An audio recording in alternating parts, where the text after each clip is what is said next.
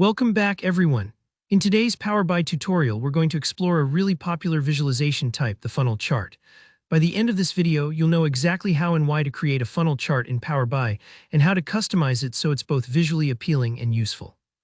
Funnel charts are fantastic when you want to track the progress of your data through different stages, whether that's sales pipelines, recruitment processes, or any scenario where items flow from one step to the next.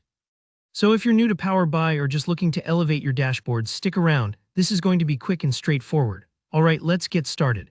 The first thing you need to do is open up your Power BI desktop and make sure you've got some data loaded. This could be anything from sales leads to project tasks.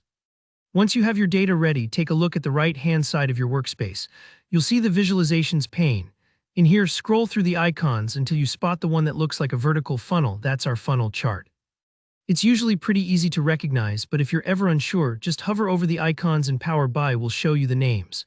Go ahead and click the funnel chart icon.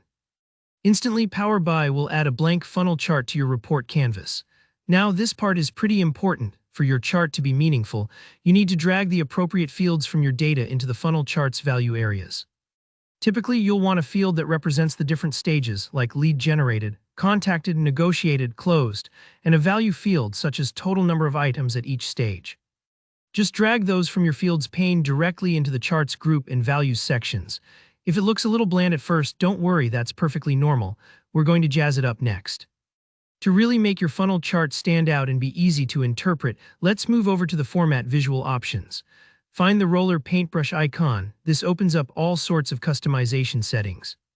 Here you can change the colors for each stage, adjust the labels, tweak the font sizes, and even play with the borders and background to match your company's theme or simply add more contrast. For example, you might use a bright color for the first stage to grab attention, and then gradually shift to cooler colors as your funnel narrows, visually guiding the viewer through the process. Don't be afraid to experiment at this step. See what works best for your data and your audience. If you ever make an adjustment you don't like, you can always undo or reset your settings. Remember, visualization isn't just about making things look attractive, it's about telling a story with your data, and sometimes a little color tweak can make that story much clearer. So why use a funnel chart in the first place? Well, it's especially useful when you want to spotlight how your data changes as it goes through different phases. Think of a hiring process. You start with 100 resumes at the top, but only a handful make it to interviews and even fewer to final hiring. Or maybe you're tracking sales leads. Leads get contacted, some convert to opportunities, and only a portion will actually close. The funnel visually emphasizes where things are narrowing down, showing you at a glance where you might be losing the most potential. And just like that, you've built a funnel chart in Power BI. It's a straightforward process, and once you know how, you'll find so many situations where a funnel chart uncovers valuable insights for your team or stakeholders.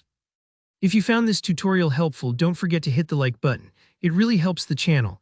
And if you have any questions about funnel charts or Power BI in general, just drop a comment below and I'll be happy to help out. Lastly, make sure to subscribe for more easy, practical Power BI tutorials. I'll see you in the next video.